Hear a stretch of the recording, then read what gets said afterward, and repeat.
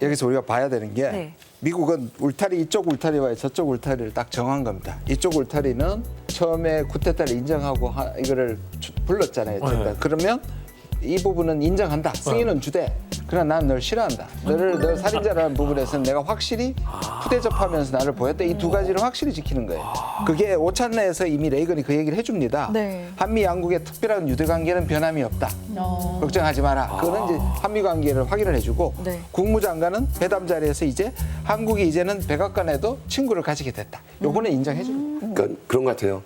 굴욕 한번 고되게 당하고 백악관을 친구로 둔 나쁘지 않아요. 전두환 입장에서는.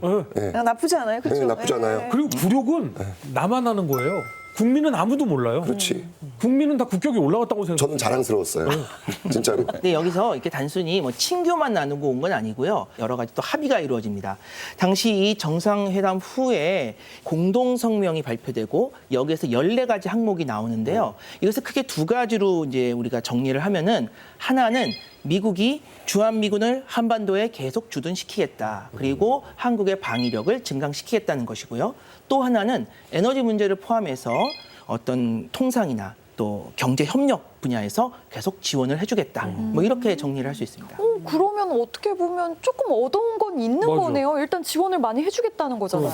근데 이제 말만 들으면 우리가 미국에서 뭐 많이 받은 것 같은 그런 이제 인상을 주는데 그 내용을 하나하나 이렇게 뜯어서 살펴보면은 사실은 정반대였다라고 할 수 있어요. 이 당시에 이 회담에서 한국 측은 F-16 전투기 또 그리고 호크 미사일 뭐 이러한 미국산 무기들을 대량으로 구매하는 그런 약속을 합니다. 많이 돈을 많이 쓰고 돈 좀 오셨네요. 썼네. 돈 좀 썼어. 사실 뭐 미국 대통령이나 미국의 굉장히 이제 그 급되는 인사들이 어느 나라에 방문하거나 할 때 보면은 항상 미국 무기 사주는 거. 그렇지. 네. 이게 항상 있잖아요. 특히나 근데 이게 조금 아쉬운 게 그래. 그러면 이때 당시 최첨단 무기, 최신의 뭐 전투기와 미사일 이러면 좋잖아요. 근데 미국은 최신 무기는 안 줘요. 절대 안 주지. 안 주고 만약에 주잖아요.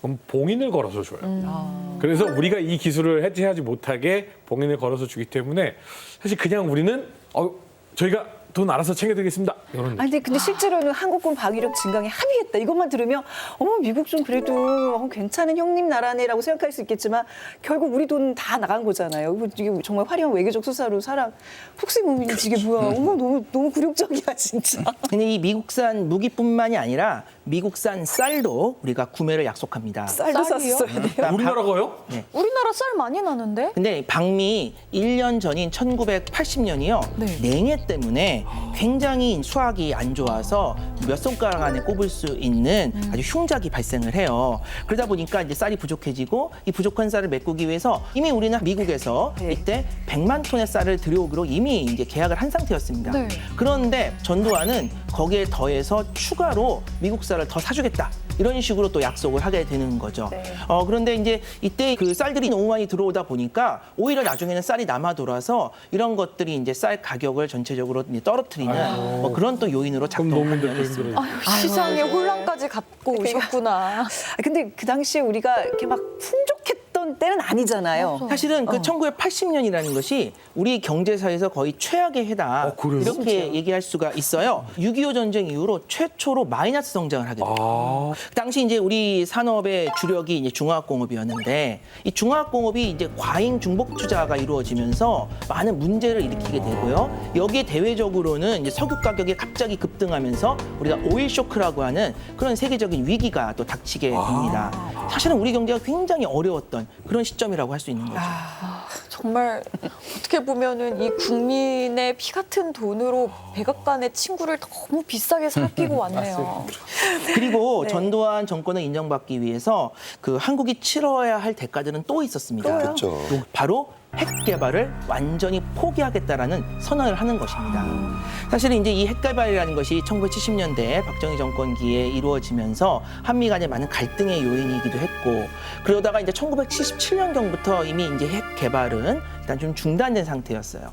그런데 이제 이 전두환 정권이 들어서면서 여기에 확실하게 이제 마침표를 찍는 이제 그러한 일을 벌인 거고 이 전두환 정권이 들어서는 단순히 군사 분야뿐만이 아니라 어떤 평화적인 분야에서까지 핵 개발이 굉장히 많은 제약을 받게 됩니다. 저는 뭐 결론적으로 우리가 비핵 국가가 되는 데서는 찬성은 하는데 이게 외교 교섭만 보면 그냥 다 안해준 거거든요.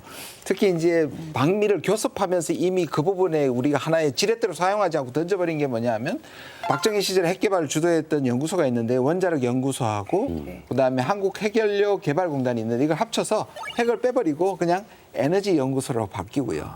그리고 국방 그 과학자 800명 해고시켜 버립니다. 예?